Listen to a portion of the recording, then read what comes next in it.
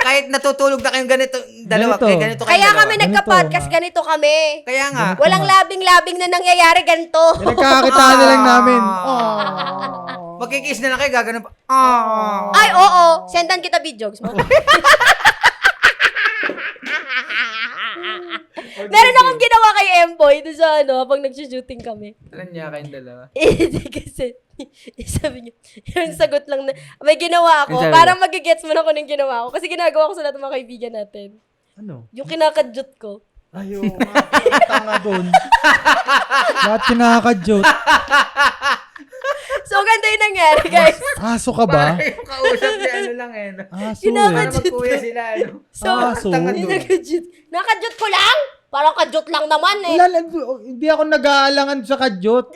Nag-aalangan ako sa itsura mo habang kumakadyot. Ganito kasi yung nangyari, guys. May eksena kasi doon sa pelikula. Basta, guys, may patungang nangyari. Nakakatawa to. Sabi ko, ano ba tong eksena na to? Direk, ano? Nakakatawa kasi eksena na, ewan ko ba? Ang nangyari kasi dyan, guys, mga Jebs, may eksena kami ni Ems. Well, actually, nakita naman yata sa trailer ng Very Light. May nakita naman sa trailer na di ba nakita niya nga ako na zombie ako. So, yayakapin ako ni Empoy, o kaya yung ganyan, bubuhat niya ako, ganyan. Tapos, may mga time na bored na ako. Si Empoy, pagod na kasi siya. So, bigla na lang siya, may gagalaw. Kasi habang nakagaya lang si Empoy, sabi ko, sabi ko, One of a kind. Gerald! One of a kind. Nakakatawa to. Gerald! Punta nagising ako, parang siyang kape. Yung kape na isang buong butil. Inaantok kasi, kaya kinadyot ko. Punta ko si Gerald! Sabi niya. Si parang Gerald, si parang, hindi, alam niya yan. O, hindi gising. Naantok ka. Nagising ka. Nakakatawa yung dialogue mo. Hindi nagising ka. Nagising ka kasi. Next question na. Next. Basta panoorin yung pelikula, may kadyutan. Dapat pala nung sinabi niyo kay Mama Ogie, Alin? yan, para yun yung blind item. Sinabi ko sa kanya, hindi naman niya pinansin. Dalawang komedyanteng artista, kinadyot ng babae, yung lalaki, baliktad. Ganun. Hindi niya pinansin. Sinabi ko kaya yun sa kanya. Diba? Eto. What should be an enough reason for you to stay in a dying relationship? Should you stay pa din or let go na? Pag namamatay na ang isang relasyon, sa tingin mo, kailangan mo bang mag-hold on or umalis ka na? Siguro, kailangan mo nang umalis. Kasi, ano pa yung reason kung ba't ka mag-stay kung wala na, kung patay na yung relationship.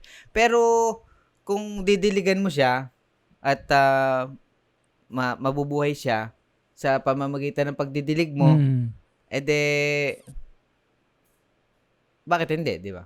Ito madalas mandilig to eh. Madalas mandilig. Oo. Sino ba dinidiligan mo?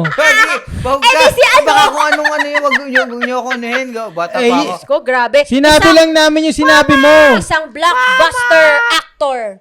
Mahilig mandilig. Oo. Sa M-Please.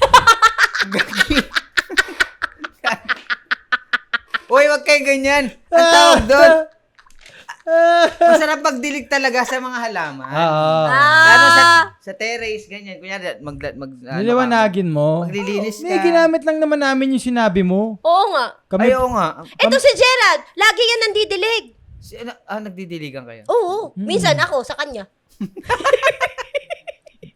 ako na naman yung Sa nakadyot. garden. Sa garden Sa nila. garden. Ah, Sa garden. Kala ko kinadyot mo na naman. Okay, Gusto mo ba? Charis. Sendan kita video. Game. Ay, sa next. They say na pagmahal mo, ipaglalaban mo.